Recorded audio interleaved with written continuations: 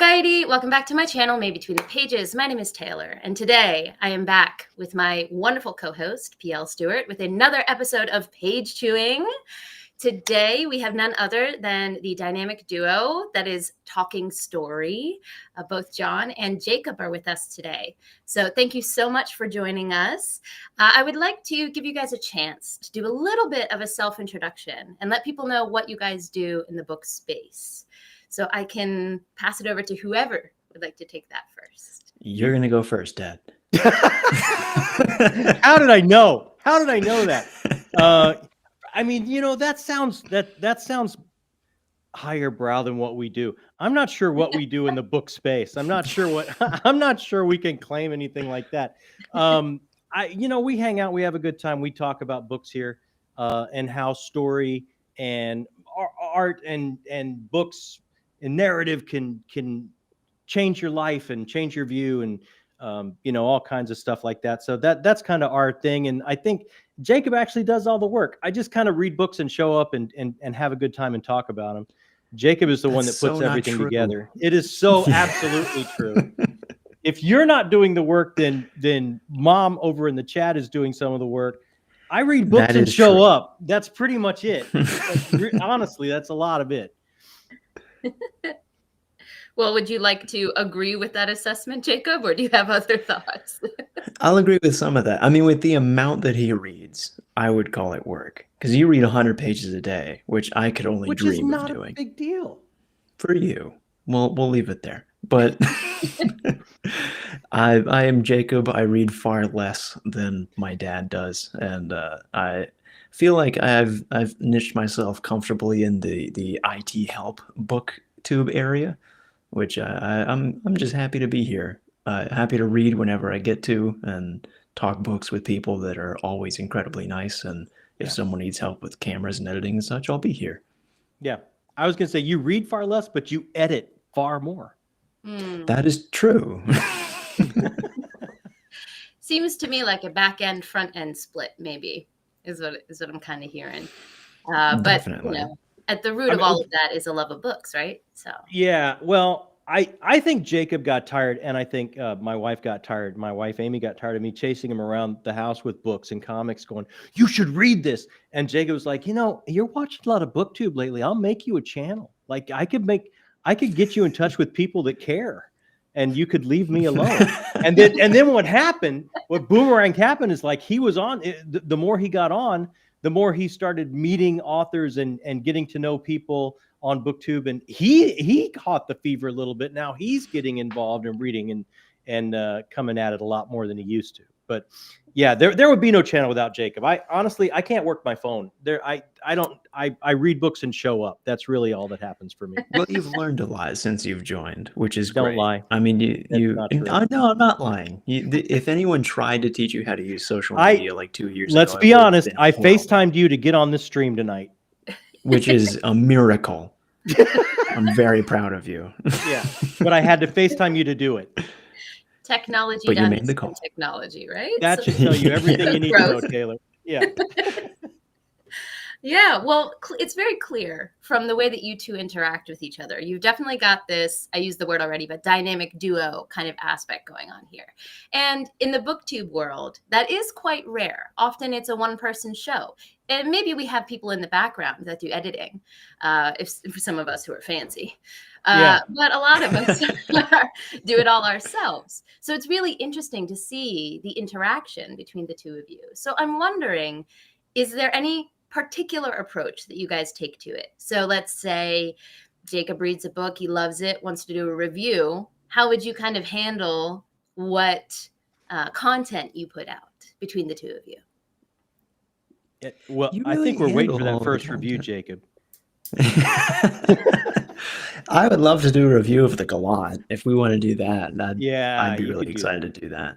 You really select all of the videos. I mean, the way that we work together is we've, in a weird way, kind of worked together for a really long time, just on projects here and there. And after I graduated, you and I did a short film together, and the relationship was really easy just because we had been doing it for a while.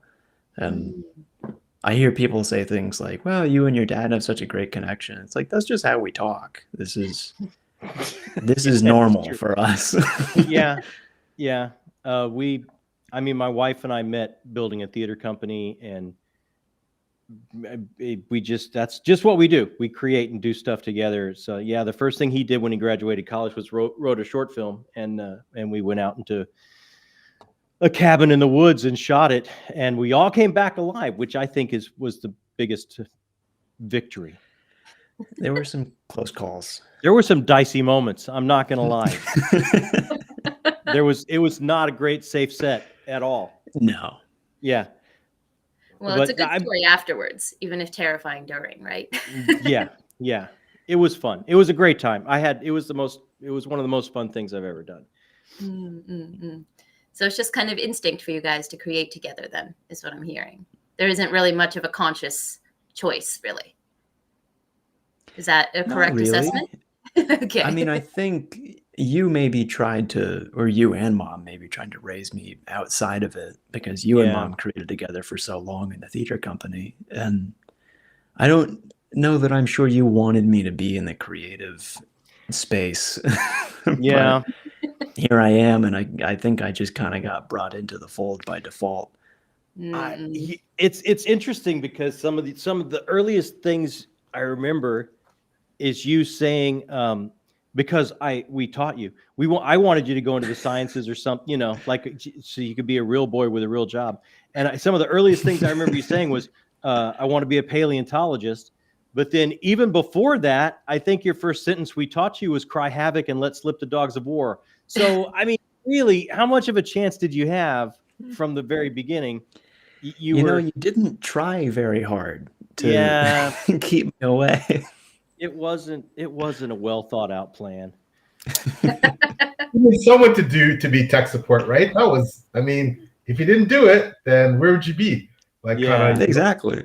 Using like an easel or something to, He did end up in the science. I mean, he is far more of a filmmaker and a technical guy than I would ever be.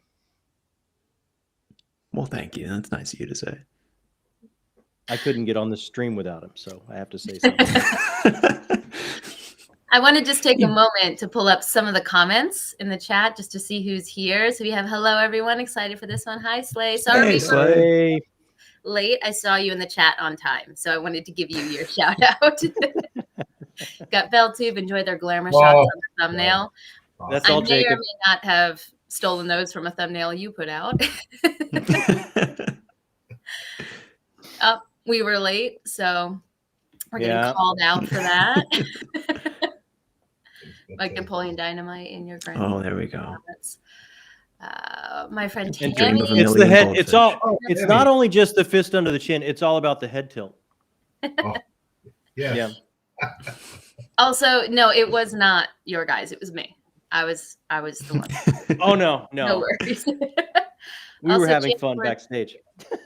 Oh, Janny Wurts. Janny Wurts is here. Hey. Thank you for stopping by. She has graced the page chewing stage many times herself. We are not worthy. We are not worthy. We are not worthy. Correct. Whenever she's here, shenanigans ensue. Yeah. Out.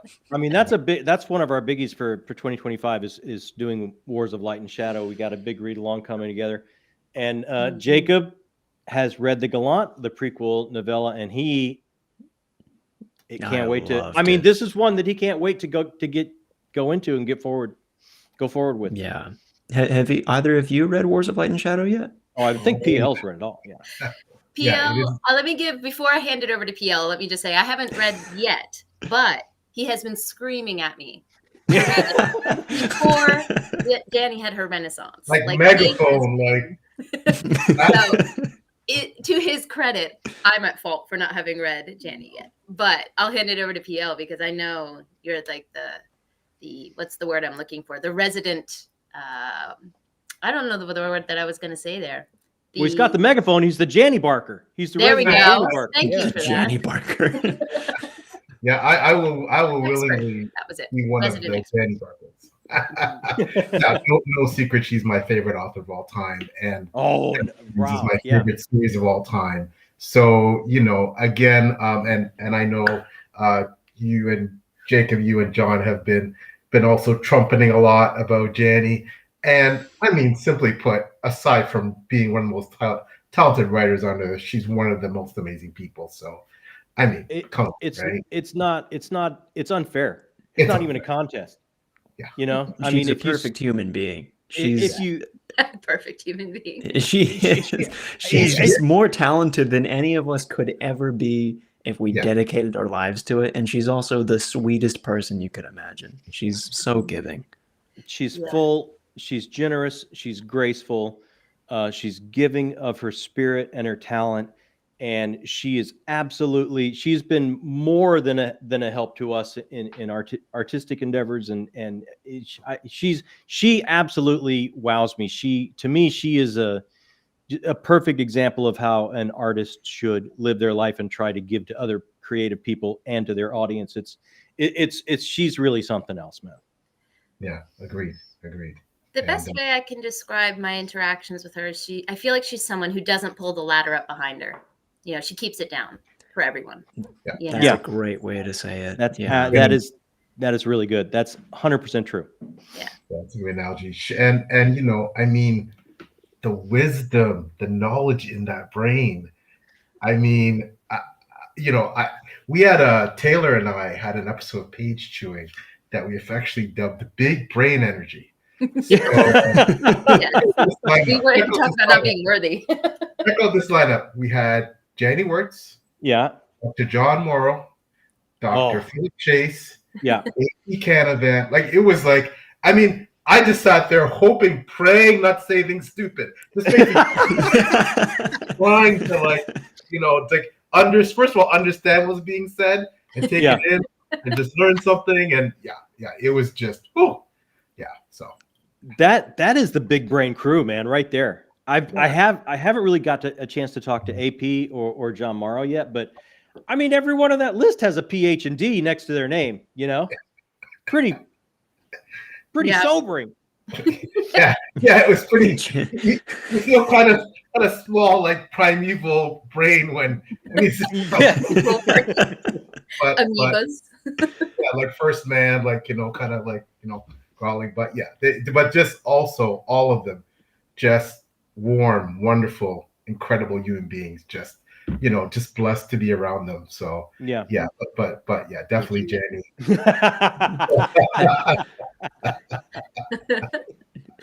And humble as well. There we go. There it is.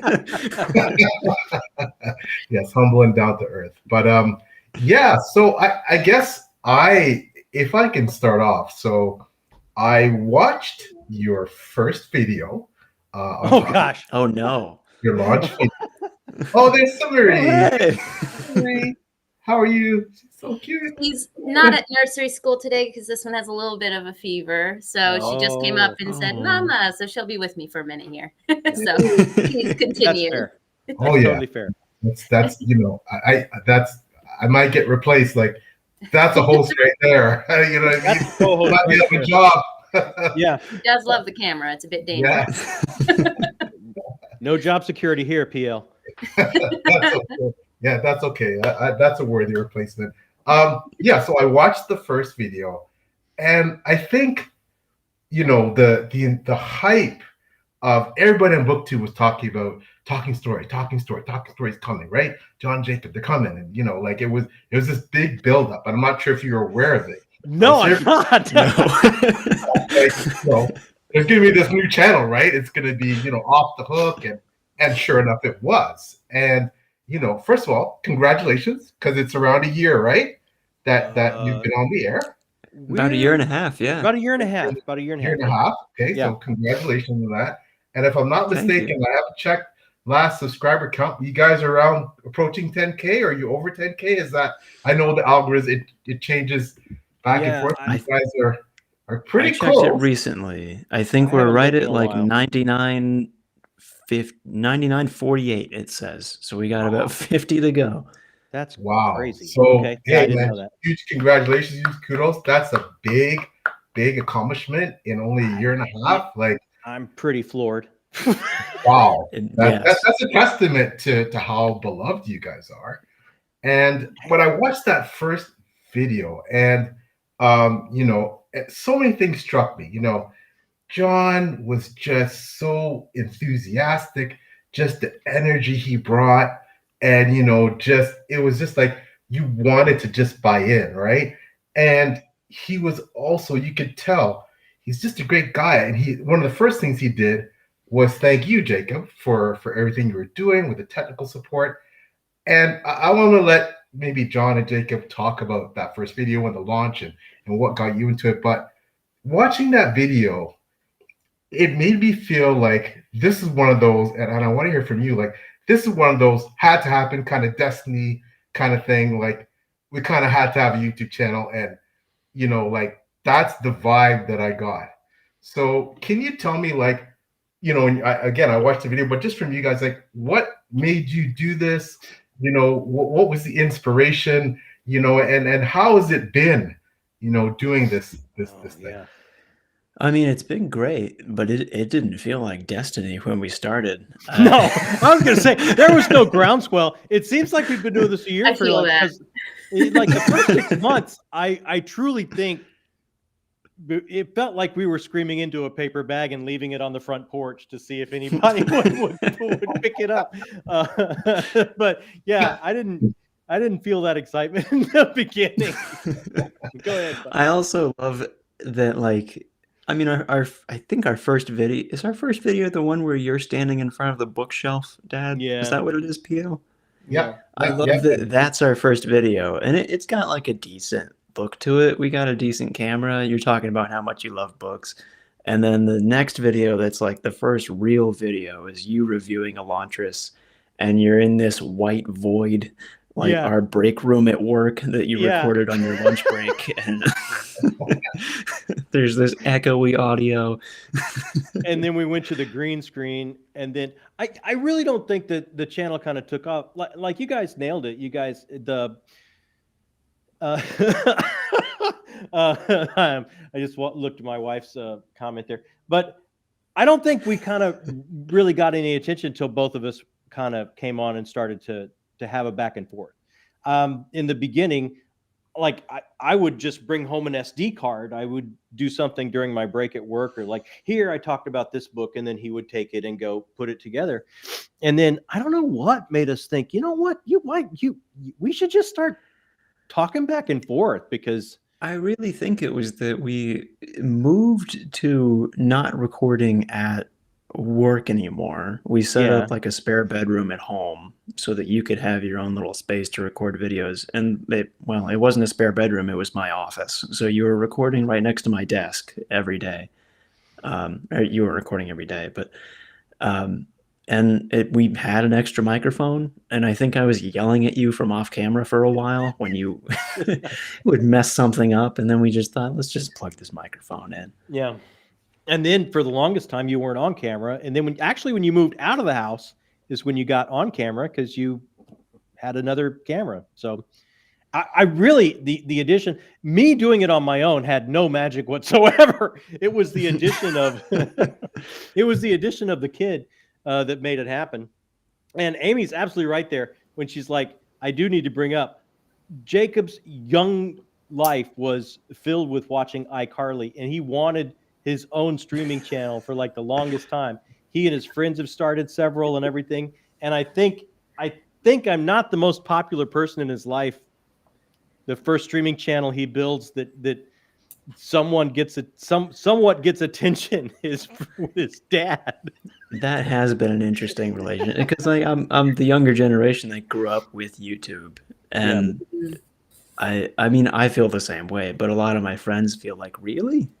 They watch your dad? Yeah. I'm like, I know. I don't understand it either, but they seem to like it. I feel like what's really resonating for me with this story is that all YouTubers say, just do it. Just start. My first video is also god awful. The angle's terrible. Couldn't edit. Lighting, I have black holes for eyes. Can't tell what I look like. But I just decided to do it, right? So, I'm sure you guys get asked, and I get asked as well, how should I start? And it's just make that crappy first video. It's gonna be We crappy. say that, Taylor. I've said that a million times. Yeah. I've said that a million times. People use their phone. You don't need expensive stuff. You can go out on your front or back porch, hold the book up, hold your phone up, and you're going to meet the most amazing community and people, and they're going to welcome you. They're going to mentor you if you ask for it. They're going to become some of your best friends that you can just hang out with and talk about anything. Pretty much on every level, you're going to meet these amazing people that come into your life and become a huge part of your life. You just have to make that first video. And it doesn't matter how bad it is. You'll get better or you won't. Like maybe that'll be part of your shtick, is you're just like the guerrilla filming guy with the phone or girl with the phone outside, and that's great. Like Library on Legs, I love what she does. She uses her phone at work, and we get to see the horses and stuff. It's like she doesn't have a studio. She doesn't need a studio.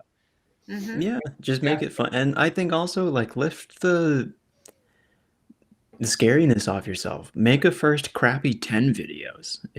As long as you keep or going, 100. it doesn't matter. Or 100. Or how many videos have we made? Make that number. Yeah, I don't even know how many we've made. We're still working on it. Hey, my first one, the first 4 or 5, everything's backwards, and I didn't realize till somebody came in chat saying, "Hey, PL, like your camera's backwards. You see, like the books are backwards and stuff."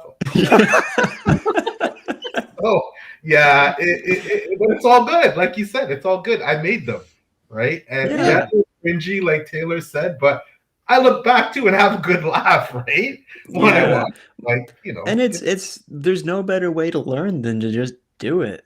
Like it's the only way to know. Learn by failing. Taylor, PL, I'm sure you'll agree, right? The people you meet, like it's absolutely life-changing. Yes. Like you've got to do it. You've got to make, if you have the impetus at all to do it, you have to jump in, because the people you're going to meet truly can change your life if you're open to it. Yeah.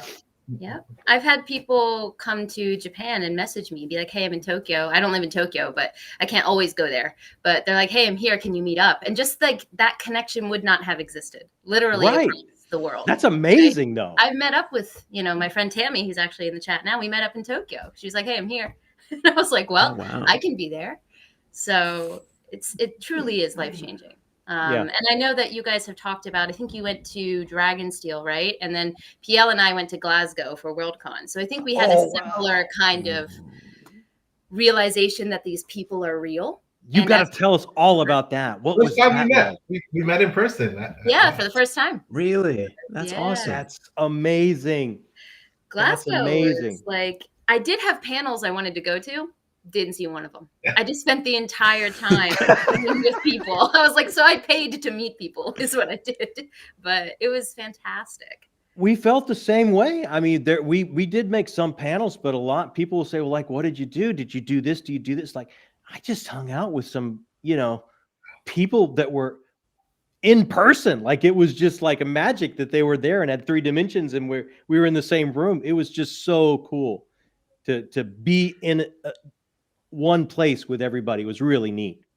I have to point out Griftkin's comment really quick, just to make you feel better, PL. My dad's camera and my camera are backwards right now. Yeah. So it's we're all learning together. See? PL, all together, man. I can add to this. I'm using my computer camera that doesn't know how to do apparently light adjustment. So it's not the camera I film with. So we're all just perfect. Absolutely. I think none of it matters. My thing is like, it's what you have that you don't need equipment. You don't need this. What you have is personhood and agency and soul. And that story, that art is going to impact that like nobody else in the world living before, after.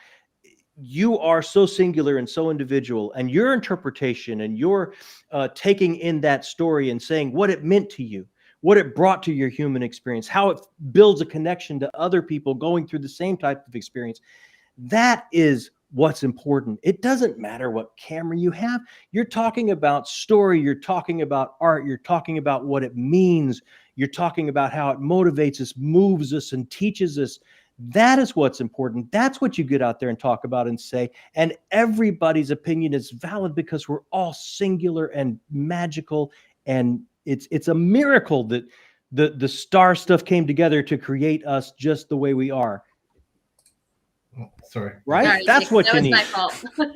That was my fault. I didn't mean to kick you off for a second. I had to leave to go read. That was so inspiring. It is inspiring. Well, actually, I kind of want to take a note from that. And a question that I always like to ask creators is, you know, God forbid we talk about the books that we all supposedly read.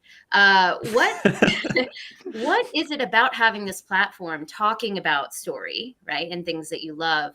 Has it changed your reading? And if so, how has it happened? Because I know from my perspective, it has changed drastically.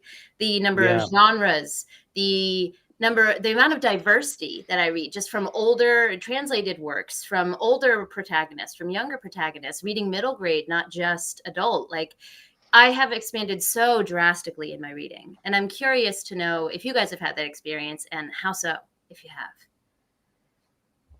Jacob, I know you're actually reading, so I know that's. I mean, that's the biggest change. The biggest change in my reading is that I'm reading. But I mean, really, it's the change to me is almost the same answer as before. It's the people. One of the biggest reasons I felt moved to read The Gallant was because Janny wrote it, and we know Janny. And I would really love to read Songs of Chaos because we've met Michael R. Miller and he's such a nice guy. I really want to read Drowned Kingdom because PL seems awesome.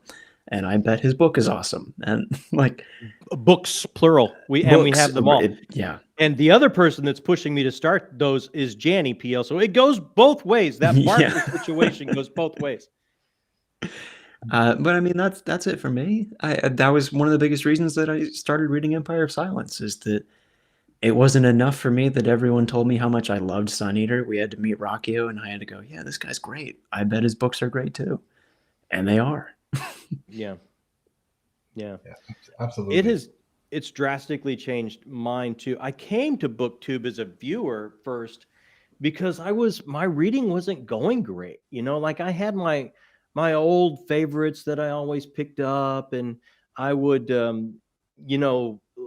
look up on the computer, what's the top 10 list from GQ magazine, or what you fill in the blank from anything, and I'd find something that looks interesting and I'd go pick it up, and it's like, I don't know, that's not what I was really looking for. And I was reading less and less. I wasn't really finding what I wanted, what was speaking to me. And then just one day I Googled, I've heard about BookTube. I'm just going to check this out and see what that's like. And I Googled BookTube, sci-fi fantasy horror, and Mike was the first thing that came up. And I started watching Mike, and it's like, dude, I love this guy. Like, I would sit and talk to this guy for hours about books if I really knew him. So I'm going to take some of the ones he says are great and give that a try. And then I started realizing, it's like, this is what I've been looking. Now I'm starting to hit on all cylinders, and watched that for a while and met so many other channels and went down the rabbit hole of BookTube once I got started. And then I kind of, you get that bug. It's like, I kind of feel like I want to be in the conversation. I want to play too. And that's really what when Jacob said, I can help you. I can build your channel if you want. Like, it's not hard. We can do this.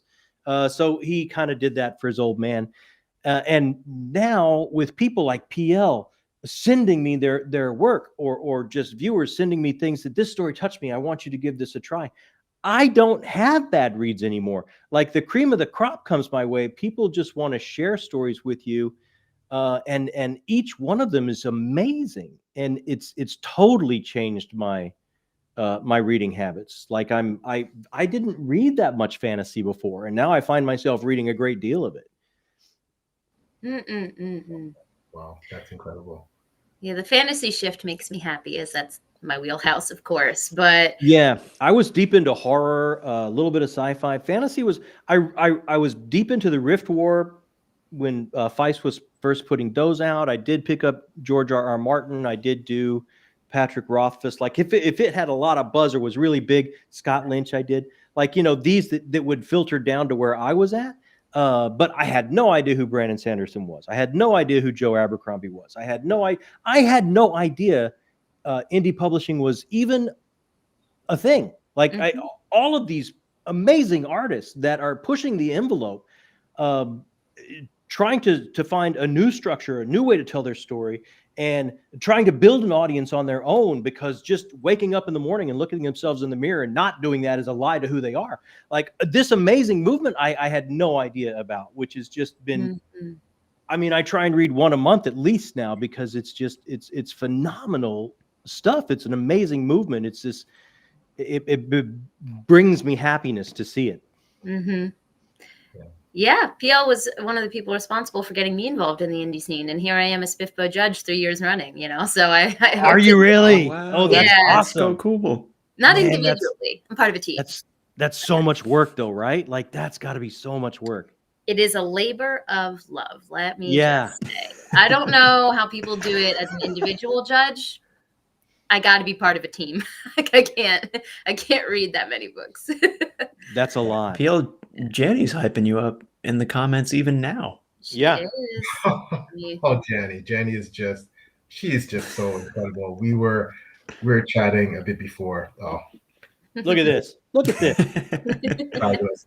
We were chatting a bit before we came on live, and you know, Janny also, like I have to say this, the only sad part, there's no negative with Janny, it's all positive, is that she's criminally underrated. She is an iconic author. She belongs up there with the Jordans and the Ericksons and the Hobbs and you name it. But yet, so many people haven't read her works, aren't aware of her and her place in the pantheon of great authors that came out at that time, along with George R. R. Martin, etc. Like she's been doing this for a long time. She came out in that era, and you know, unfortunately, but I think that's changing though, thanks to people like Jacob and John. You know, thanks to people like Philip Chase and the Joannas and the A.P. Kims. Like slowly but surely, she's achieving her rightful place in that pantheon. But so I have to thank people like John and Jacob for helping to get the word out about how absolutely stupendous her work is. Well, she is, right? There's I don't think you can really argue she should be considered grandmaster in the field in this genre. Truly a pillar of what this genre can be and do, and push boundaries by storytelling that isn't done a lot in this genre.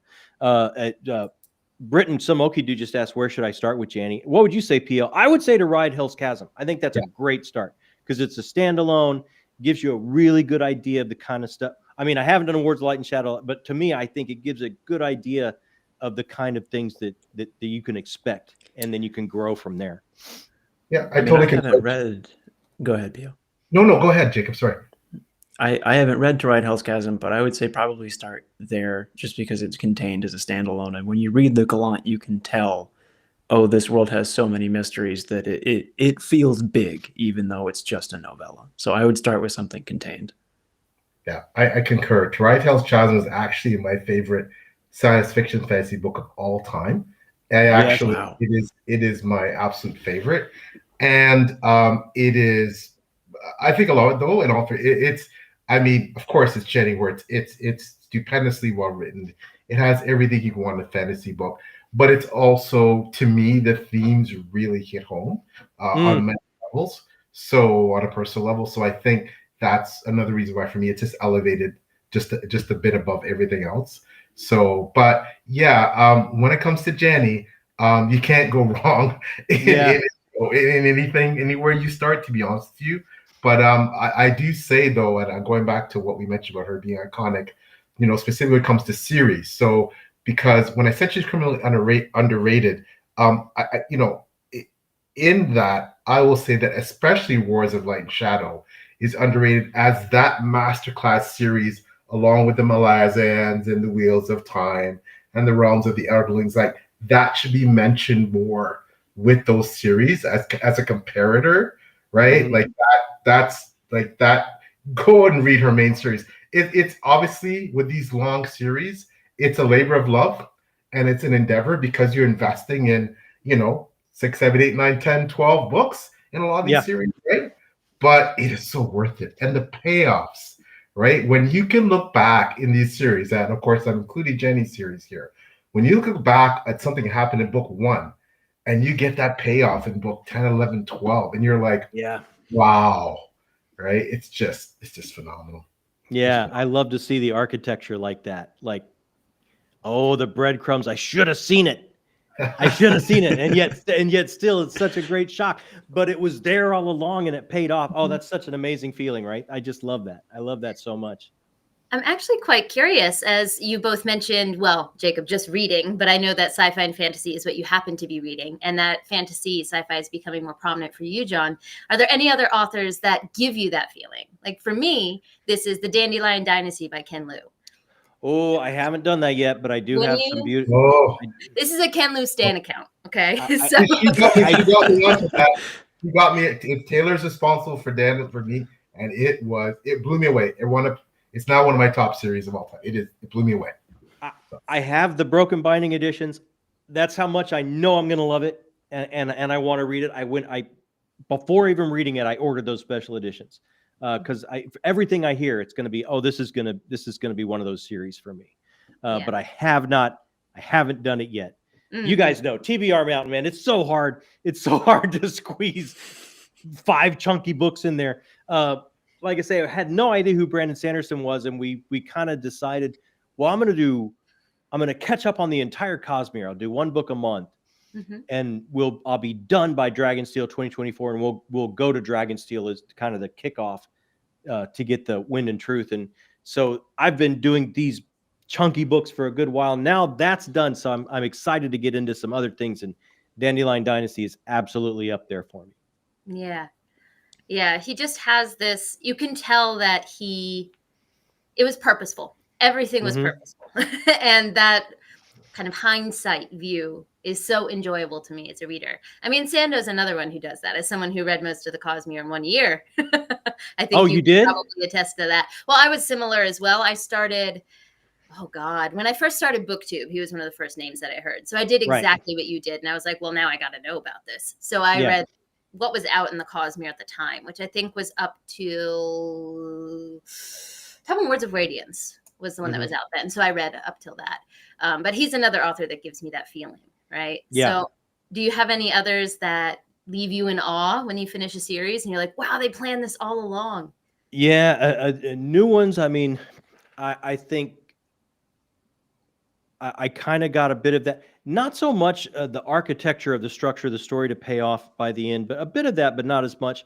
I just kind of read the first trilogy in Realm of the Elderlings towards the end of this year. And Robin Hobb, I mean, I was going to do 1, and I ended up having to do 1 a month for 3 months. I couldn't let go. I had to change my whole TBR to fit them in. And she was the first author that got Book of the Month on my channel 3 months in a row. Like I was just enamored with her. Just the depth of character and the subtle way she does world building without being info dumpy or overt about it. I just so connected with it, and those characters just live with me and took me on such a journey to my younger self when I was a young man trying to figure things out in the world. Right. And so, and Derry will tell you. So I've just done the first trilogy. Derry knows, but I think the payoff will be, maybe there is architecture that's going to pay off. And some of the architecture to pay off by even Farseer at the end was, it just harkened back to my own personal artistic journey when I was young and what obsession it would take and how you had to really mind the depths and put that into your work to get it to breathe and fly. It just so much spoke to me in such a personal level. That trilogy truly rocked me. So if I was to pick an author lately, it would have to be Robin Hobb. Yeah, absolutely. Jacob, you have any that you've been, because now this has got you into reading. So do you have any that welcome. Well, no pressure. I've after, how can I follow that? But I'm a little newer to sci-fi fantasy. I'm still catching up. I would say maybe Emily St. John Mandel. After I read her book, Sea of Tranquility, blown away. I have not yet read Station 11. I really want to, but I've seen the HBO miniseries and was once again blown away that whenever her new book comes out, whatever it's going to be, as long as it has her name on it, I'm picking it up. She doesn't do big series, but she does, so some standalone sci-fi things that it seems like it's turning into a connected universe. They're loosely connected, yeah. Yeah. Thinking the one person that just like levels me, floors me, with their structure and how it all pays off and comes together would be David Mitchell. That person, like Cloud Atlas and his entire universe that connects together, and you think you see the story, but that's just the physical realm. Now we're going to get into the metaphysical in these later books, and it overlays everything else. His work is like nothing I've ever read. It's like a Russian nesting doll of hidden awesome that just continues to open up, and you go further and further and deeper and deeper. It's love that person, love that guy for that. I may or may not have just written that down. I know Cloud Atlas, but you've sold me on that. You're a good salesman. Also, Cloud Atlas. Oh my gosh, it's a lot of people bounce off the beginning. I'm sorry, it's for Jacob. A lot of people bounce off the beginning because what he is doing is he's letting you know how important narrative and story is to us, our very basic core, our very basic soul, and how it defines us as a species. So at the beginning, what he's doing with the type of language, it's a story that's told through time. So he's going pretty far back, so people don't necessarily talk like we do now. So it's a little bit tough to sink yourself into because it's a little bit the vernacular and the way they're speaking is definitely a bit archaic, and it'll throw you, and people tend to bounce off. But if you can stick past that beginning, wow, all in. Yeah. I'm in. He's in. Wow. Oh, PL, you've got. The second you get into this, dude, you got to tell me. Like, I love this guy. Is amazing. This guy is absolutely like he'll change your brain. You sold me. You sold me. I'm in. I did want to give a chance to expand a little bit outside sci-fi fantasy, just because I know that, John, you read those. I know, PL, you read those too. Historical buff that you are. As someone who is a baby horror reader, I have been for the last couple of years. I've found that there's so much. Love me some horror. Let's get to it. Well, there's just such a blend between what is, I consider, my wheelhouse, fantasy and horror and other, fiction genres. It's all it's arbitrary is what I'm trying to say, the lines that we draw. And so, like, recently, I just so happened to have this with me, is What Moves the Dead by T. Kingfisher. This is such a beautiful blend of horror and fantasy. I read this in one sitting. Gunmetal Gods by Zamal Akhtar is like cosmic horror in a Middle Eastern based Game of Thrones dark fantasy world, right? But works so well. It's on my list. Did you just put Game of Thrones and cosmic horror in the same pitch? I did. And I mean, that sounds wonderful. Watch Daniel Green's review of Gunmetal Gods. I'll just pull it out so you can see the cover. You must. Oh, it's amazing. I've seen the covers, and the new Kickstarter cover is like gorgeous. I got the special edition. Hold on a second. Let me see. Shame on you, Dad, for not telling me about this. Yeah, that looks awesome. I know. It's real dark. So look at this. Look at this bad boy. Look at this. Wow. Yeah. And pick out. Look at this. You're gonna freak, Jacob. Look at this. Okay. Bang. That's so cool. Oh my God, that's awesome. PL, my FOMO. Mine's in the States. How dare you? That's so cool. I have to send me this. This is and he is just such a great guy too, and a brilliant author. And it's probably one of the top indie fantasy series out there. It is phenomenal. Oh, it's an indie series? Yeah. Indie as well. Oh. Yeah. Wow. Like I said, watch Daniel so Green, much right now. Watch Daniel Green's video about Okay. I'm writing that down. Yeah. Fabulous. Just to say, it's Gunmetal Gods. To answer the Gunmetal Gods. I have it. I've got it on my list. Haven't got it in yet, but I definitely will. Zamir Akhtar is somebody I absolutely want to try. Yeah. Yeah. But you said you love Kingfisher, right? Yeah. I do. I read both those novellas. Yeah. And I loved it so much. I was smitten by how she uses basically a new language to define gender and pronouns in a way that I started connecting to character by meritocracy and deeds. Like, it didn't matter to me. I got to, and this isn't a novella, and it happened so quickly for me. I got to a point where it didn't enter my mind the gender of this hero, this protagonist. It was by what they were able to do and accomplish, and the rest of that started to go away. And it's like, what an amazing achievement in just so few pages to change my mind of how I look at the world, right? Yeah. Like it, and there's a lot of Lovecraft in that too. It seems to me like there's so much Lovecraft right now in fantasy. The Empire of the Wolf, I just started that, and that's got a little bit of Wickwire Watch, Riverfall Chronicles has a nice thread of interdimensional horror bleeding through.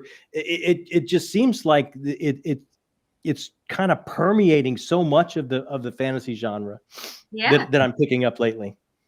Well, someone that we talked to as well quite a while ago, P. Jelly Clark, he was on here, and he's written like more. He's always blended sci-fi and alternate history into fantasy, but he released Ring Shout a couple of years ago, and that is horror, fantasy, just an amazing blend of those things. So it's just it's been happening for such a long time. But once Ring Shout. So good. Peter Jelly Clark is a scholar, he's a professor. Nebula, Locust. I think he's won all the big awards, right? Okay. Watch our as you do. As you do. Watch our yes. Watch our interview with him. He's a big author, and he's such an amazing guy. Just warm, genuine, and so intelligent. Yeah. Ring Shout. It's basically you. It's like they turned the Ku Klux Klan into monsters. I love that. Monsters. But we interviewed him, and it's based on history. Like, he was doing research for, I think it was his PhD, I think he said. And he was reading accounts of how slaves talked about their masters and the words, the language that they used. And he was like, this is becoming mythological. This is becoming otherworldly. So that was his inspiration for writing Ring Shout. And it's just so... Well, number one, thanks for making my birthday go by quicker tomorrow, because I'm going to listen to that interview. He's absolutely brilliant. But sorry, did I hear something? That's probably... Was that me? No, he lives next door to a train. Yeah. Train. That's just a sound from the old days bleeding through. It's Inception. You're waiting for a train. Yeah. I want to ask, and if you don't mind, I'm just going to go back quickly to that first video. And like I said, John's the kind of person, he's so motivating. He makes you want to go out and read and support people. And he's just got that aura that just, it's just phenomenal. But I remember you saying, John, that, you said you want to get into BookTube because you were drawn to the community. The community just seemed so awesome. And all the BookTubers like Philip and Patrick and Darian, like you found your tribe, it rejuvenated your love of books and all that. But you also said that, you're kind of feeling like, the world's kind of turning to a pile of goo right now. And, maybe this will kind of wipe off some of the slimy feelings about so tell us, so has becoming part of the BookTube community and all the success you've enjoyed and all the connections you've made and the great people you've met and getting to work with Jacob, has all that kind of like, so now looking back a year and a half later, did it work? Oh my gosh. When I say life changing in your life, Dad, there was so much goo. The gooey state. Let me just stick it to you. I was swimming in goo. There was so much goo, PL. When I say life-changing, I truly do mean that. You can, and for me, it was I had lost something. Building a theater company with my wife, having this artistic journey so much in my young life, you know, I remember after rehearsal, after a show, we all talk about character and story and are we hitting the heights of this production? Can we wring anything else out of it? Am I getting everything out? Why can't I make this moment work? These are the conversations that we had for hours and hours and hours. And it filled my time. It filled my life. And these were the people that I surrounded myself with. And then when I left theater, I opened a comic book shop and I had my regulars and we were talking about the new releases and where these stories were going, these stories that have been telling us these stories of these pantheons for 100 years and it's still ongoing and it's been a part of our lives for so long and we're sharing it and we're having these conversations week in, week out as they come in to pick up their sub boxes. And then after that, you know, you find you build businesses, you build family, you get a little bit older and you look around and maybe there are not a lot of friends in your life, right? Not a lot of people to talk story anymore. Not a lot of people to fill that space that you need, the importance of narrative and what that can bring. And that's where I was. And I was spending my time doing a lot of this. I was into news and doom scrolling and that can be a horrible, horrible rabbit hole, man. You can get sucked into a place that not only affects your worldview, but affects your very health, mental and physical. And I needed what I had lost. I needed a group of people around me that I could talk about story and narrative and character and oh, how did this make you feel? And how excited we are for the next book. And I needed that back in my life. And honestly, my son built me this channel and gave me the best gift, one of the best gifts I've ever had. And it's absolutely changed my life. Absolutely, without a doubt, changed my life in that way. Don't make me cry. We're live. It's not fair. We have John is Mr. Rogers. I think Zach says that. Also, I just wanted to say thank you to Derry for this. The community is just like real life friendships. I haven't directly interacted with Yale or Taylor for ages, but I still count them as among my book tribe. And I agree with this. Thank you so much, Derry. But it's once you meet someone here, even if you don't talk regularly, that connection's been made. You know, I find that it's like long distance friendships that don't require more than a couple texts a year, but they still are maintained, you know? Right. Because we all understand the magic of story and we cannot talk to each other for however long we get back together. We still have that common ground and we still know. And it's just like we talked yesterday or an hour ago. Yeah. I agree. Yeah. Absolutely. Loving story is such a core point.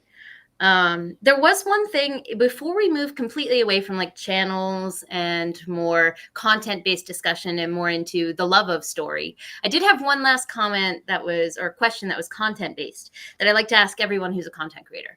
We are battling the algorithm. Battling may not be the right word. We are working with the algorithm consistently. And part of that relationship is the pressure to always put out the next thing. So a lot of content creators feel like once you've released a video, you're already thinking about the next one, regardless of how that one performs. And I think this can lead to us forgetting some things that we enjoy about creation, whether it's filming the video itself in John's case or editing it in Jacob's case. And so I always like to ask people, what's a piece of content? It could be a review, a video, whatever, that you are really proud of. And you just want to shout out, wow, I am so glad I put this into the world, right? Whether it could be your lowest performing video, it could be your highest performing video, whatever. But I would just like to hear about a piece of joy that you put out into the world that just makes you happy that it's out there. Do you guys have something like that? You go, Jacob, because I just come up and I read a book and I make weird analogies, you know, like this book had a great beat. I could dance to it. I'm going to give it a 4. You know, Jacob actually does all the work. Yeah, it is accurate. That's not true. Honestly, it's the video we put out today. We put out the video today about, you know, everything that we did at Dragonsteel, which that whole experience was very special to, I'm sure, my dad as well, but me specifically, that I got to do that with my dad. And I said it in a previous video, but what a weird experience to just spend 4 days third wheeling with your dad. Like it was so cool to see. It sounds horrible, but it was really fun. I think about doing that with my dad. I would rather take a ball peen hammer to the forehead. And it's a video that I spent a lot more time on it than usual. For anyone that chooses to go and watch it, obviously you don't have to, but you can tell it's a lot more edited than the other ones just because there's so much going on. But that was the one that I feel like simultaneously we wanted it to be everyone that didn't get to go to Dragonsteel could watch this and see what it was like. But to me, it also felt like years from now, I'm probably going to look back and watch this and remember what it was like going on that trip with my dad. And I want this video to be good. So that video means a lot to me. It just happens to be the one that came out today. Look at that timing. Yeah, I know. Now I can't say anything else but the one that came out today. I liked my Mistborn review. Yeah, very video no one watched that I really like. I mean, look, like in the beginning when it was me in front of a white wall or in front of a green screen, or me, just me talking about what I read or something. There was no magic, including Jacob. And then we do a thing here called Book Club with the Missus, where once a month, my wife Amy will pick a book and we'll read it together. And she comes on and we talk about the book. And once we had the author on to talk to us about the book, and just making it a kind of family thing is real special to me. Like all of those are really special. She's just magic. I mean, she's my favorite writer in the world, and she's way smart. I punch so far above my weight. It's stunning. I don't know how I won the lottery, but somehow I did. And to have her involved and to have been able to have any part in raising a family where my kid would give this amazing gift to me and want to hang out with me. Like, can you imagine being his age? And it's like, I'm going to leave my fiance and third wheel with my dad for 4 days. Like, who would sign up for that? That sounds like, I can't believe we still have this kind of a relationship. It's amazing. Mm-hmm. I might have to give a second answer with please. There yeah, we're not just going to one up about each other until we're horrible. done. No, but I mean, there have been some videos. Well, I was thinking back to like videos that have made us cry, and it's like there have been some Town Square videos that made us cry that were very. Oh special. Man, that last Town Square video, that's a good one. Yeah. For anyone that doesn't know what Town Square is, we have people on Patreon can submit videos to us that are up to 2 minutes long, and at the end of the month, we put a video together where we watch all of them and react to it. And it's like having conversations with everybody on what they're watching and what they're reading. We did not know, and what they want us to read and stuff like that. We didn't know that for Thanksgiving, 2 or 3 people were going to send some videos talking about how thankful they were and how their lives had gone, and that it would absolutely crush us on camera. And, but that's the viral content you want right there. Oh my gosh.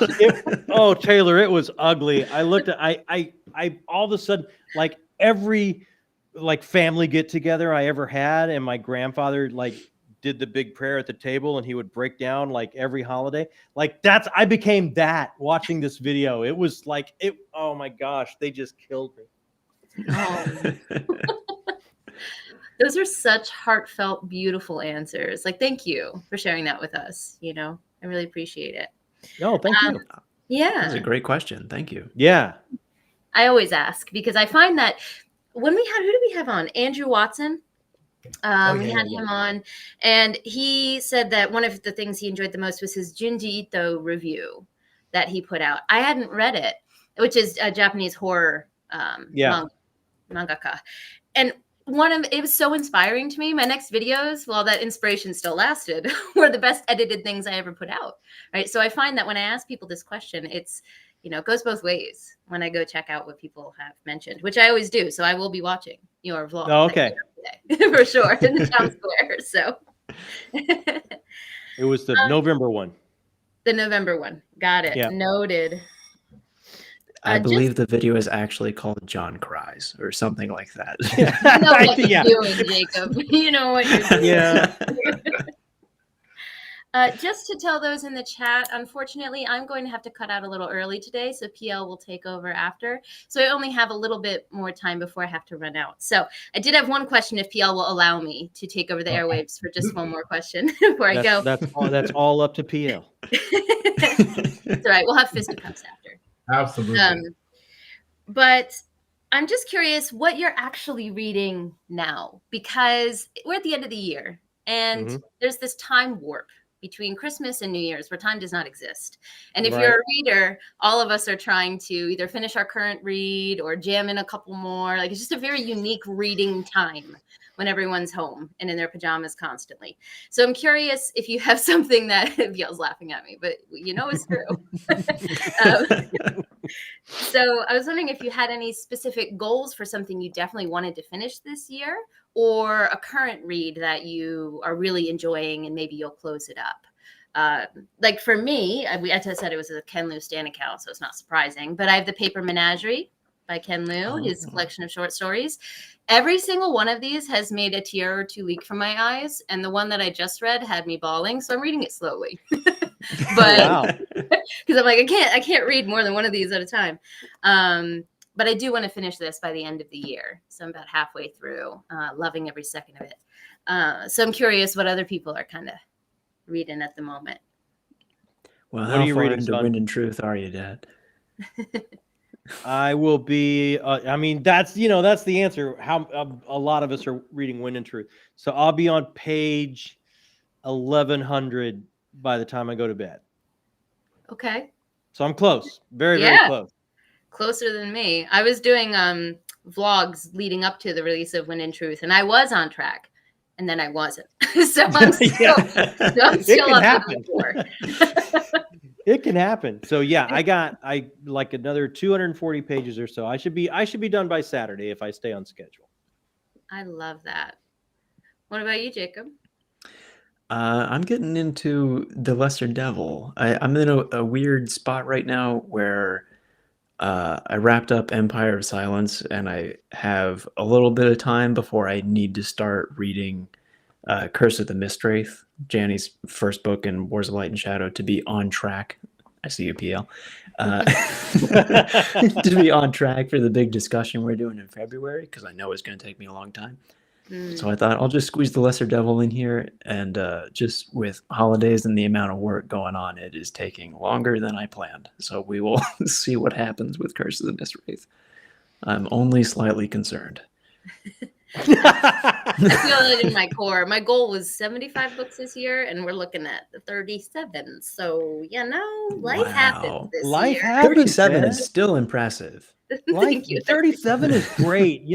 This is why I never stick a number into Goodreads, or I never set a goal, because for me, that's not what I'm doing. Like it's personal time. It's me time. It's kind of meditative. It heals me.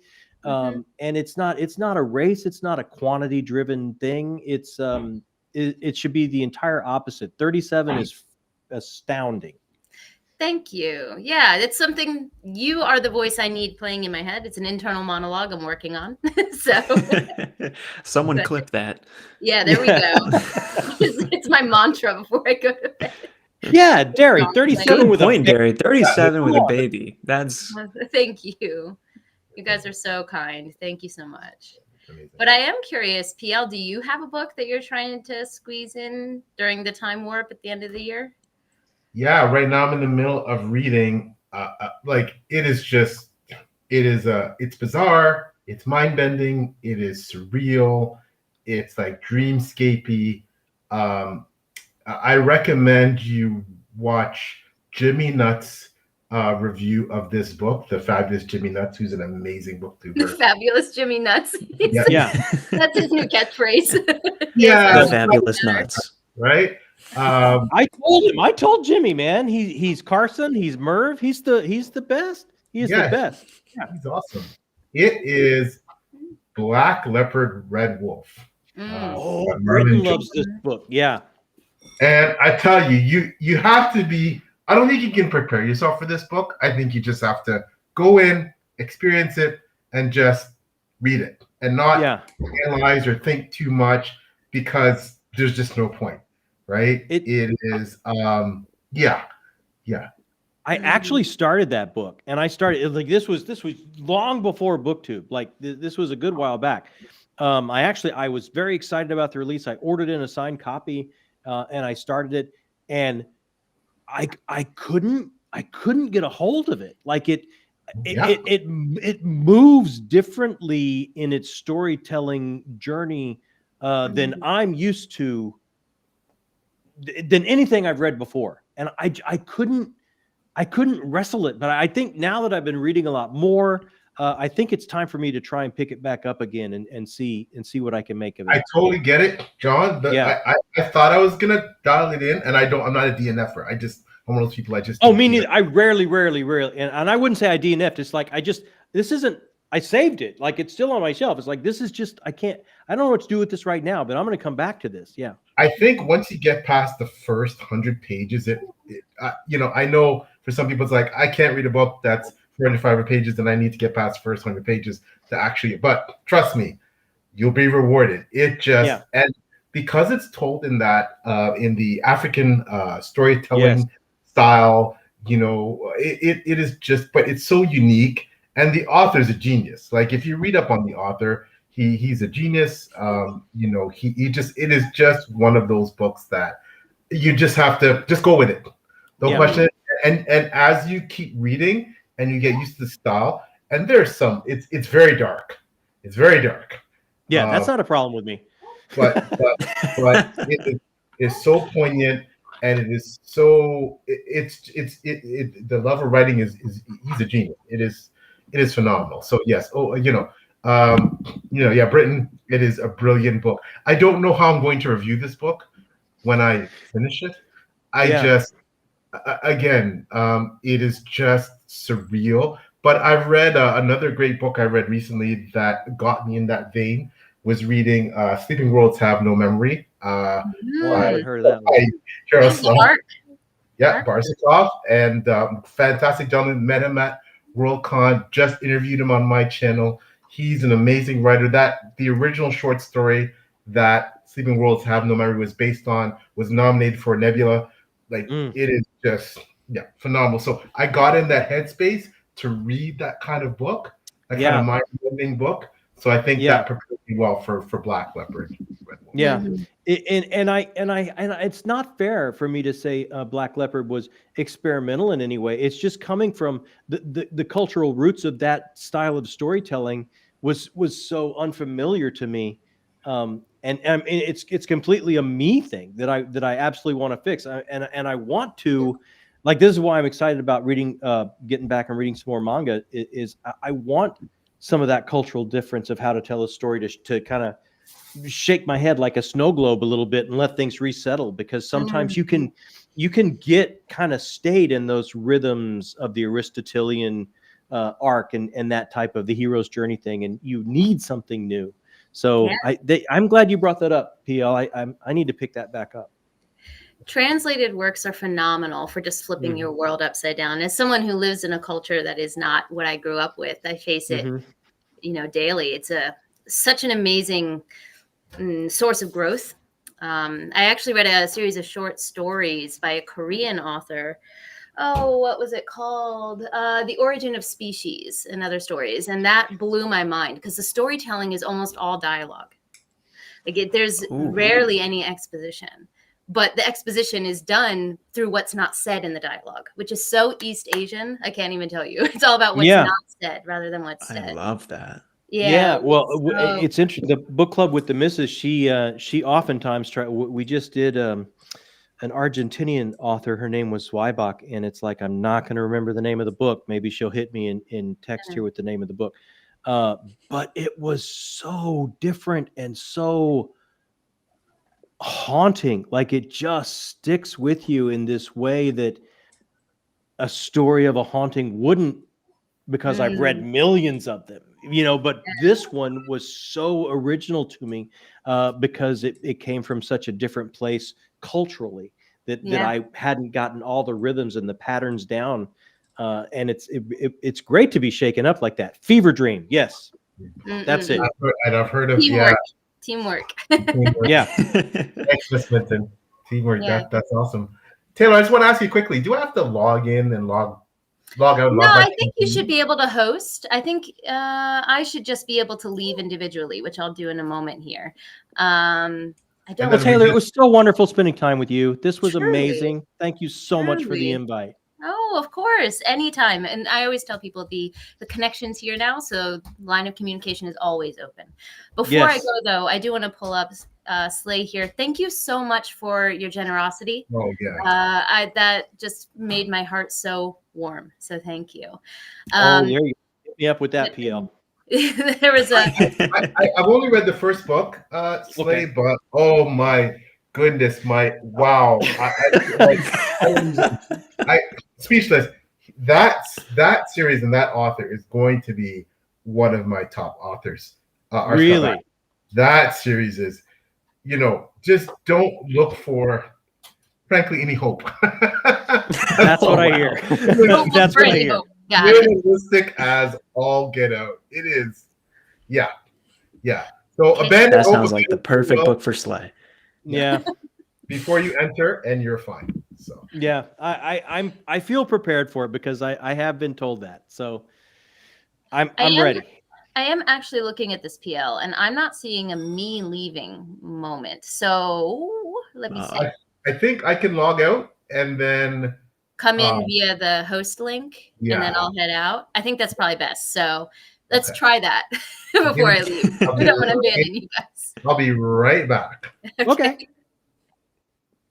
Yeah, this is the first time the host is trying to leave. Usually I would join via invite link. So this is the point. I would have to call my kid and ask him how to do it. So I totally understand. Yeah. Well, I'm right here. There we go. So Jacob, what do we do? How do we do this? How does Restream? I have no idea how any of this works. This is all up to you, Taylor. We don't do Restream. How dare? This is all new to us. So what do you have coming up in 2025, Taylor, that you want to get to, that you want to read? Ooh, really good question. I usually try to pick like a big series. That I would like to tackle, but I haven't settled on what that would be yet. I did start Realm of the Elderlings, but I have a very interesting experience with Hobb, where I love her writing, but during it feels like a slog. And then I finished the story and I'm like, wow, that was phenomenal. But that phenomenal feeling comes afterwards for me. That's interesting. I hit a bit on book 3 of the first trilogy. I'm not 100% sure where you're at. I finished the second book. So Royal Assassin. Yeah. Okay. So book 3 for me, I hit this part of it and it's like, oh my gosh, I feel like I've been walking and walking. And then I stopped and I thought, you know what? I'm bringing in a lot of preconceived notions about this. I need to relax that and let the author take me where she wants me to go, as opposed to coming in with these notions of what I think the story should do for me. And kind of when I tried to adjust myself with that, then it started to open up a bit more for me. And it's like, well, Fitz at this time in his life, I remember that time. And it was arduous and it was long and the world wasn't wired the way I thought it would be. And things weren't working out for me the way I thought they should be. And then all these themes and things started to open up and hit me.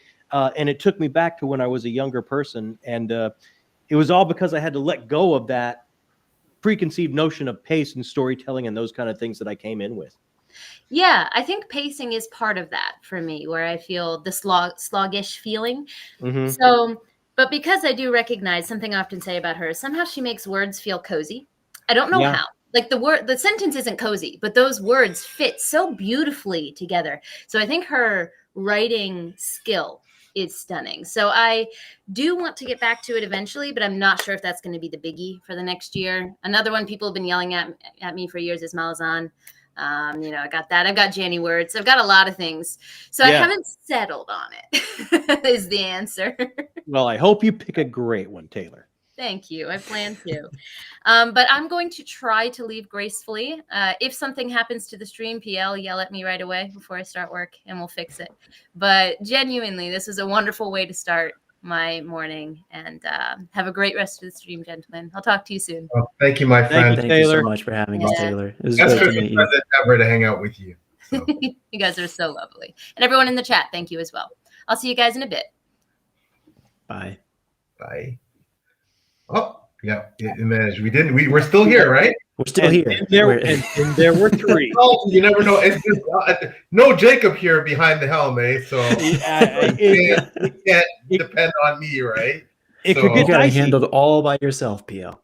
I don't know. You're trusting a lot, my friend. So I just want to quickly, and forgive me for a minute, I'm just going to go backwards a bit. I just want to ask you two, both of you, you have this amazing experience.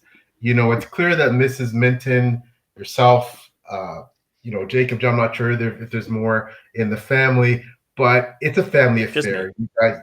You guys are just, you can tell the love, the tight-knittedness, that's not a word, but the cohesiveness of your family bond, your unit. It's just, to be honest with you, it's really touching and inspiring. And that's one of the things I love about watching your channel, because I see it, right? And now, of course, kind of privileged to see, Ms. Minton show up in the chat and just, supporting it. And clearly, you guys are a wonderful family unit.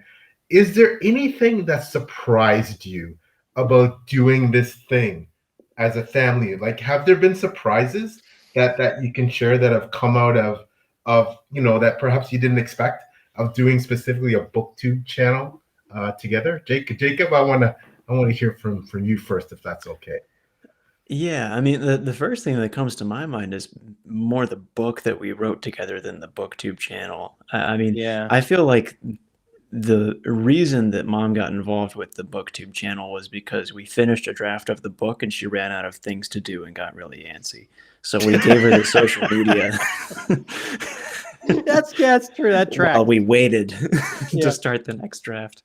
But yeah, I mean, so many lessons from writing a book together, that because my mom has a master's degree in creative writing, that when I graduated college, I had this script from a television script writing class that we all kind of looked over and decided, this could be fun. Let's turn this into a book. And I was terrified because I had never written prose before. And I got to basically go to a little mini creative writing school with my mom and learn how to do it. And got to practice with cameras, building a BookTube channel with my dad. And there's really, when I think about the amount of things that I learned in college with, whatever writing courses I took or whatever cinematography courses I took, it covers about 1% of the knowledge that I have. And the other 99% is just things that I picked up creating with my parents. So that's kind of the biggest gift that they've given to me in working together. I don't know if that answers your question. No, it definitely does. That's so well. That's incredible. Again, it's just so heartwarming. Just incredible. John, what do you think? Oh wow. I mean, it makes me wish for a different son. Was that your answer? We shouldn't. We shouldn't have stopped at one, because we could have maybe got it right. But there you go. No, it's such a there's so much learned, and I think that I try to think what I've learned, and it's like I think I've learned to appreciate more. I haven't, like, I can't say, oh, from the channel I've branched out and tried to do editing, or I've tried to do something else. It's like I appreciate what my kid can do because I've watched him edit something, and it's crazy. He's so good and so fast, and he knows what he's doing, and it's been a real joy to watch him do that. And to set up lights and to set up a camera and know every setting and be able to do all this, and it's like it's astounding to me what he's got under his hat and in his head, and I just think the sky's the limit for him in a creative way, and it's very exciting to be any part of it or to be around any of it. You know, and the writing project we all did. It's like we kind of got locked together. You know, during lockdown, my wife turned the dining room into a writer's room, and took charge and said, "We're going to start adapting this, and this is what we're going to do," because it kind of brought us comfort to be creating something, because that's kind of what we've done in the past, you know, and it gave us a feeling of security. But to watch him on his journey as a young person, on an artist journey, it really knocks me out. And then to work with my wife, who again is just, she's one of the most hyper talented people I've ever met in my life. Like I'm telling you, PL, like, we built a theater company and then we left theater. So then what does she do? Well, you know, I've always kind of been interested in writing. So I'll just apply and get accepted to one of the most prestigious MFA programs in the country. You know, like you do. I mean, it's like we all do. It's crazy. It's absolutely crazy. And Jacob will tell you, like, we're working on this, and she hands us things to read, and it's like, I just feel privileged to be anywhere near it, you know, to be a part of it at all. So it's hard to describe. It's hard to describe. There are times where she'll hand us pages and go, "Well, what are the notes?" And I go, "I don't know. Let me think about it." What do you think? Yeah, it's just incredible. And I have to put up Derry's comment here, where she says, "I love that this entire journey has given you, Mintons, all a look at aspects of each other you may never otherwise have encountered, and truly heartwarming." Yes, I echo those sentiments, certainly. Well said, Derry. That's definitely how watching you two on the channel has made me feel. So I want to quickly also put up a shout out to joining us. Ernie, hey, what's up? How's it going? Thanks for coming out to watch. So now, normally, you know, like I said, obviously, you know, things are never the same without my wonderful partner, Taylor, but I knew she had to go early. But one of the specific things I had to get to, I couldn't let you guys go without talking about this, is exactly what you were just referring to, which was the fact that you kind of announced on BookTube that you kind of writing something there. So, yeah. You know, like that's a big deal. So other than what you've just hinted at, can you tell us a bit about, like, what is it about? When is it coming out? Like, can you talk? I know you may not be able to disclose all the details, but can you give us a bit more? I defer that to Dad so I don't get in trouble. Yeah, that's what I'm gonna do. Let me. Well, okay. It's in a stage of doneness that we have. Way to be vague. And you know, PL, you know, I get to talk to you. Yeah, you know exactly what I mean, right? Yeah. Like these things are never finished; they're abandoned, yeah. Right? Like that's exactly what happened. Completely. So it's in a stage of doneness where we have sent it out. We're getting some feedback. We're collecting some blurbs if it hits folks the way we hope it does. And we can kind of tuck those blurbs away for some big announcements we have coming up.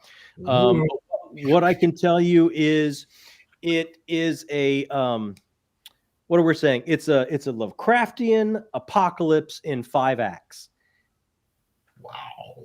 And if it works right, it's a very much our world, the world you know, but by the end of the book, it should feel like an absolute fantasy world like you don't even recognize.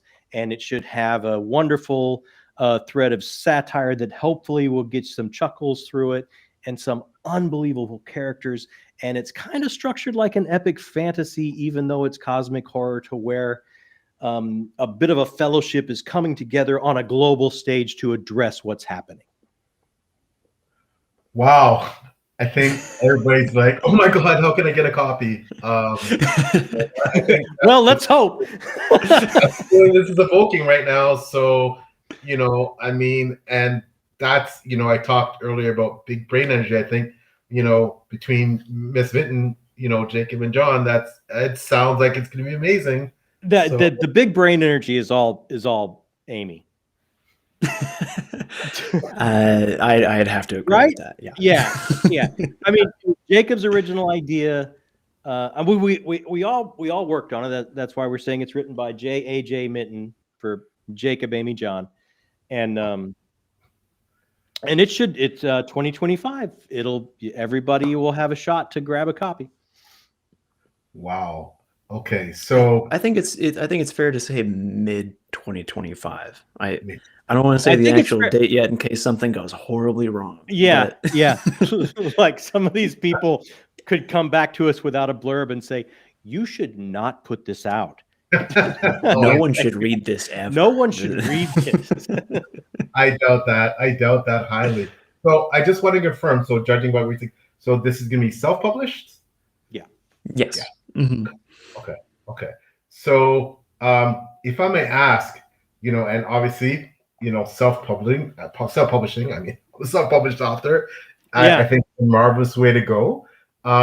Was there ever any consideration to maybe, and maybe you've done this, or maybe you can't talk about it because maybe to pitch this in the traditionally publishing venue? Was there ever any? I think initially there was. Yeah, and I think we can talk about it. And we didn't. I don't know if I can speak for my dad and my mom, but for me, a lot of the fear with that was, if we go traditional and we're lucky enough to win the lottery and get an agent, and then we're lucky enough to win the next lottery and get a publisher, and it actually gets to a shelf, right? You still have to win the other lottery that they're actually going to spend the marketing budget on you. And if they don't, and you don't sell enough copies, then you don't get to write book 2, and they own all your characters. And that was really scary to us. So we feel like we're in a really, really lucky position where we can self-publish, and it's not as big of a risk as it might be to some other people. And we own the characters, so whether everyone hates it or not, we're going to finish the series. So that was kind of our big motivation to go self-publish. Yeah, and I think one of the things too, and you could probably talk to this too, PL, right? Like, I think we found when we were thinking about, and again, the person running the writer's room was Amy, who came from a program that taught, this is what you do with your work. You pitch it, you send it, and she was, these are our next steps. This is what we do. And then what we started finding, it's like, well, what if we want to write something that's kind of outside of that box of what they're looking for right now?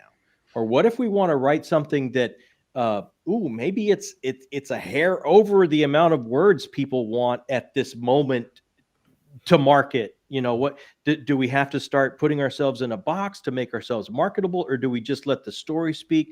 And there was a kind of a lot of that going on, and it's really hard to pigeonhole what we did. It's kind of put together like an epic fantasy, but there are some really moments of cosmic horror. It's kind of a genre blender, so it's like, how do you pitch that? And I'm sure all the kind of things that you've wrestled with yourself.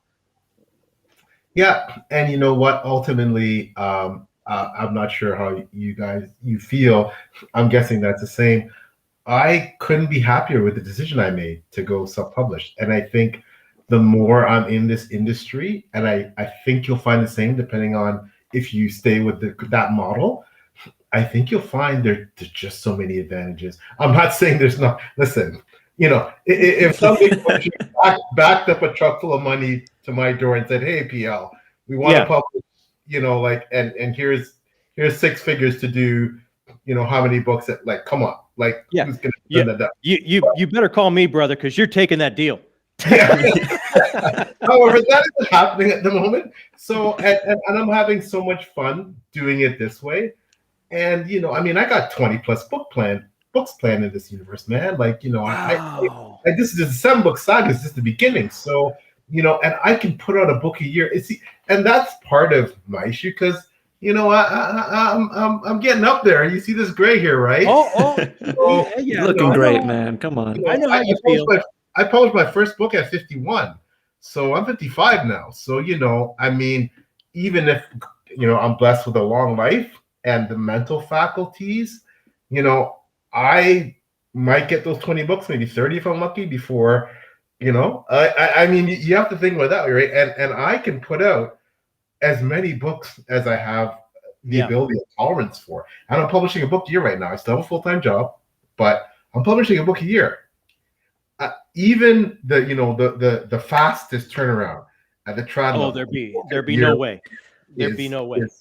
That's ambitious. So I couldn't turn back now, right?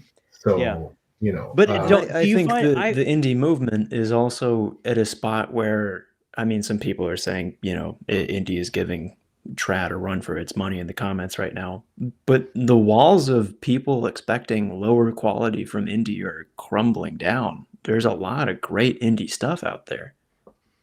Yeah, and it's selling like hotcakes. You look no further than your Will Whites. That's on another level. But absolutely. Best-selling author, independent Ryan Cahill.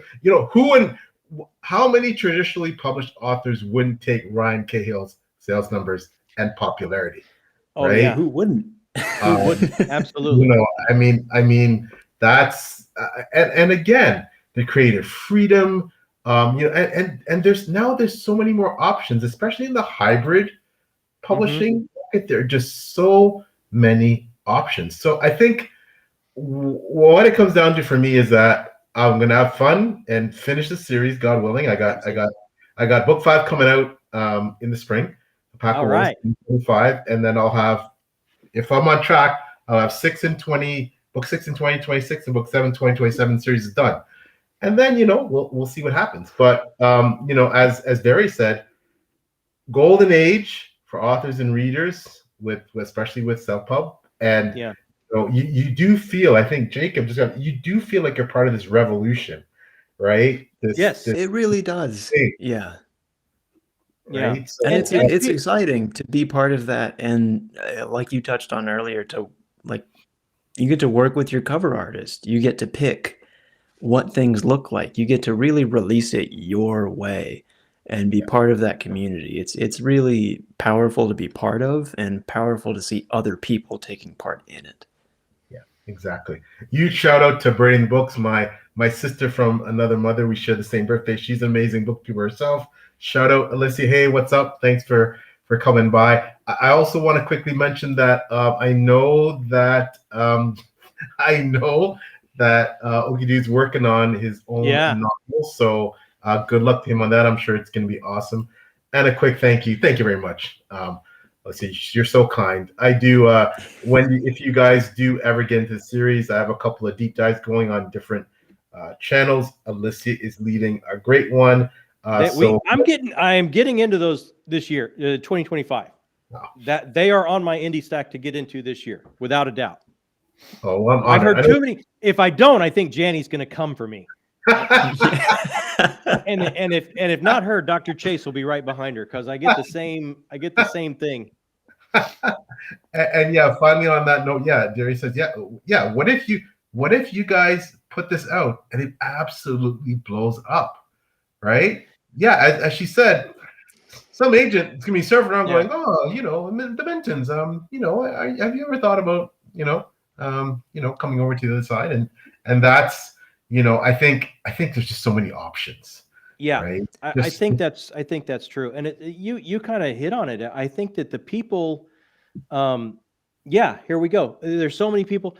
I found the community, the self-pub community is, oh my gosh, we have mentors. And now that you and I have connected, PL, like expect questions, my brother. Like we have yet to find anybody in this space that's not willing to pay it forward or give us advice or help us out in any number of ways. It's just been such an amazing, just like the BookTube community, it's been such an amazing community of artists willing to help each other create. And it's like, what a powerful thing, you know, it's absolutely amazing. And look at the resource, little network you have. You know, you have people like me. You can reach out to Philip Chase. You can reach out to Ryan. And we have. So, I mean, no shortage of assistance and guidance and mentorship to get you where you need to be. Because, yeah, sure, there's pitfalls to doing on your own. You know, you press the wrong button on Amazon, you're like, oh, crap. Right? Right? So, the ISBN, I think I messed it up. You know, like, but there's peeps out there that tell you, right? So, you know, but yeah, and listen, I wish you all, the three of you, nothing but the greatest success. You know, I'm going to be, I can't wait to read your work. You know, I'm going to be all over that, plugging that whenever it gets well, released. I think we have some review copies going out next month. I'll put you on the list if you'd like. Oh my gosh. Oh, okay. Yeah. Okay. It'll be I would be so honored. Oh, thank you. I think we got some e-arcs going out for review and stuff. I'll make sure you're probably already on the list, PL, but I'll make sure you're there if you're not. I would be so incredibly honored. I'm pretty positive you are, but I will double check because there's no way you wouldn't be on there. But yeah, it's you know what? It's one of those things where Philip Pop traders not to say hello. It's one of those things where it's like, I think the three of us working together is my wife wants to put you in her pocket. I think I won't fit it's been a long time since pocket. It's one of those things where we would work to each other. I think we tried to one up each other. We tried to crack each other up. And the only thing I can say is the three of us enjoyed it pretty well. You know, we definitely cracked each other up and pushed each other's buttons pretty well. So there were many times where each of us looked at each other and said, "Ooh, that's really funny." And there were many times we thought, "Oh, that's awful. How did you think of that?" Those are the things that we feel that goes in the book. That's fun. Yeah. Yeah, both. Yeah. But just to be able to do it together as a family, that's an experience that you're blessed. You're very blessed to be able to do that together, and it's just so amazing. I'm just so happy for you, so proud of you, and like I said, I just can't wait to read it. I know it's going to be a success. I can't wait to hear your thoughts, because if your work, PL, is as half as good as Janny and Dr. Chase chasing me down tell me it is, I absolutely want to hear each and every one of your thoughts when you get into it. Well, I'm honored. They're so kind. And speaking of the esteemed Dr. Chase, you know, what can you say about this man?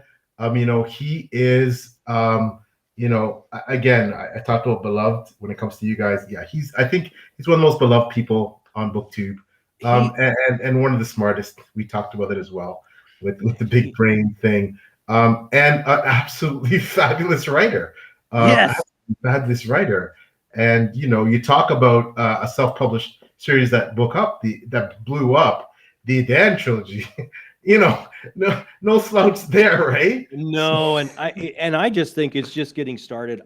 For me, he does such an amazing job of walking that tightrope between the classical feeling that transports you. The language is a little bit heightened. The descriptions are a little bit lush, more so than we've kind of gotten used to. But at the same time, it's absolutely habitually and addictively readable, right? Like, it doesn't slow you down. He somehow walks that tightrope between those two things. I truly enjoyed that series, that trilogy so much. And then the mystical element of it that runs through, it's got its own flavor, even though it's riffing off the classics. I think it's just an achievement. I truly enjoyed that trilogy. It is fantastic. I was lamenting that I haven't read enough completed indie fantasy series, and I want to read more.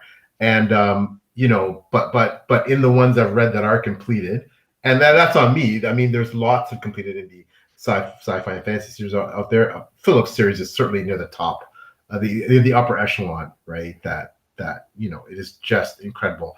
And he'll break your heart. He'll break your heart. Oh, I had to immediately DM him. There's a part in book 2 where I had to DM him. It's like, I understand classical storytelling and why, but why? Yeah, he's gonna ruin you.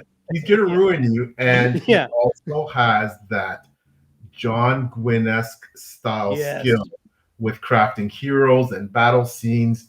It's just, it's par excellence. It's fabulous. So I love, and also only the first book is out, but Tori Tekken's Bloodstones just thought, yes, what a great start. What an amazing start. And Jacqueline Hagan's The Wickwire Watch, Ryan Cahill. There's so much indie stuff that I have read that I go, how is this not on shelves everywhere? Like how and I'm sure you ask yourself this all the time.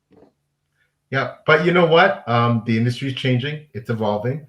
And more, I think you're going to see those books on the shelves of what's left of big bookstores, and because the public's going to demand it. And that's how you look at series like Travis Baldry's, like his cozy fantasy. It's because basically my understanding is that the employees was self-pub at first, and the employees at Barnes and Noble was just like, they told their managers, like, you gotta get this in. Yeah. And now look, New York Times bestselling again. Self-published fantasy author. It's the door is wide open. So I just want to put that out quickly for Philip. Yeah, please tell Mrs.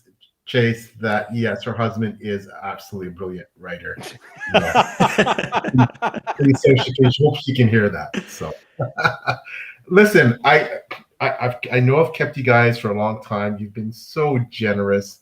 I just really appreciate it. Taylor and I are so grateful to have you on the channel. I'm gonna beg and plead that hopefully you'll come back in the future and join us again. Are you kidding me? Dude, this has been life-changing, man. I'm not lying. Hanging out with you guys, being able to talk like this, it brings me so much joy and energy. And it's like you said, you publish your first book at 51 and you've got this idea for 20 books in this universe. You know what's going to keep you young and going and vibrant? That, my friend. And this is part of what does it for me. I can't thank you enough for having us on. The honor and the pleasure is absolutely mine. I want to put up a quick shout out to the wonderful John A. Douglas, another great author whose book I have to read. I haven't got to yet. Hopefully I haven't either, but I hear amazing things. Yeah. Oh yeah, I hear amazing things, and he's also a fabulous booktuber. Check on his channel. And I have to just so I can put it up there. I want to thank the wonderful Mrs. Minton for coming out and joining us and supporting the crew. She's got a lot of fans of her own, in the chat. Clearly, she's got her own fan following. So I got to tell you, PL, I cannot wait. The one huge thing for me in getting this out this year is for people to be introduced to my favorite writer of all time, which is my wife, and what she's taught Jacob. Always coming up quick behind. Like some of the stuff he brought into this, I couldn't be prouder. But that's going to be such an amazing moment for me. Oh, that's so sweet. She deserves all the love that she gets. She's incredibly talented, and I hope more comes her way. Yeah. And I hope more stuff comes your way, PL. You're absolutely so kind, and thank you for having us here. I feel like we've gained a friend and a mentor. Oh, that's awesome. And like you guys, the joy is doing stuff like this, right? And getting to talk to people like you. This is what makes me go. This is what makes me tick. So yes. Again, I'm just so happy. Listen, I just want to quickly give you guys the opportunity as we sign off to just let everybody know where can they find you in the social media sphere, your YouTube channel, anything you want to say in terms of people reaching out to you in all the spaces that you occupy. You do it, bud. I can't even remember them all. First of all, Talking Story on YouTube. That's where we post all of our main stuff. That's where My dad talks about the massive amount of books he's reading and what he thinks of them. We've also got a super fun Discord. Feel free to check us out there. We've got a cool Patreon where you get to send us videos and we watch them and get access to more stuff in the Discord. And other than that, stay tuned for we touched on it here. We're releasing a book, but stay tuned for a way bigger, more formal announcement about the vibe of it and what that looks like coming. I will tell you, PL, get ready for this. You've released books. We know what I'm talking about. All I'm going to say is there's going to be a release announcement that's like nothing you've seen. Wow. And it's all because of this guy right here. Well, now you've hyped it up too much. People are going to be disappointed. Okay, let the hype train begin. Let the hype train begin. Okay, I'm ready for it. It's going to be a little different, and it's going to be so cool. We've been working on a very special kind of announcement for, like 2.5 months now, something like that. And it'll be coming out very soon. Okay, I'm ready for it. Bring it on. Bring it on, baby. I'm there. Yep. Oh my gosh, this is going to be awesome. This is going to be awesome. I just want to say again, thank you so much to our wonderful guests, Jacob and John Minton, and again, to Mrs. Minton in the chat.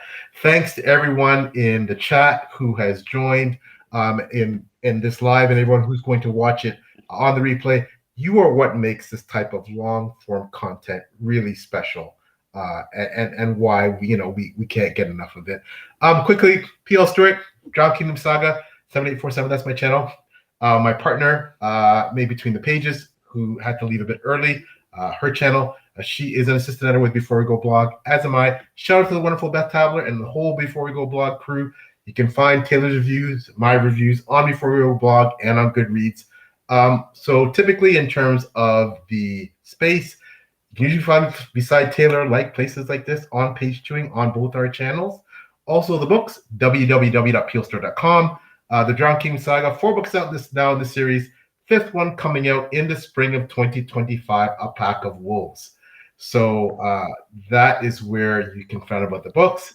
And of course, on the socials, almost everything's at Peel Stewart Writes, Instagram, Twitter /X, Blue Sky, etc. So that's where you can find me.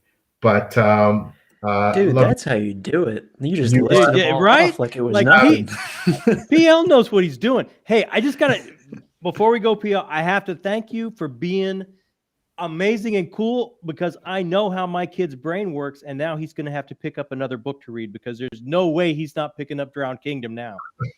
Well, yes, I'm absolutely honored. Thank you. It's not for everybody, but what can I say about my series? Those who love it, right? It's not for everybody. A lot of people bounce off it, but I'd like to think that those who like it do, and I'm honored for what audience I do have. But yeah, I'm grateful just to be able to do it. It's a pleasure that someone reads it, not just my mom or my wife. So, it's I'm really happy about that. But have to have you folks on again, and best of luck with the book. Not that you need it, because I know it's gonna be amazing.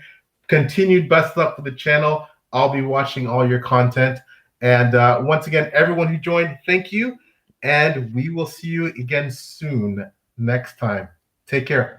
Have a good night, everybody. Thank you. Bye-bye now.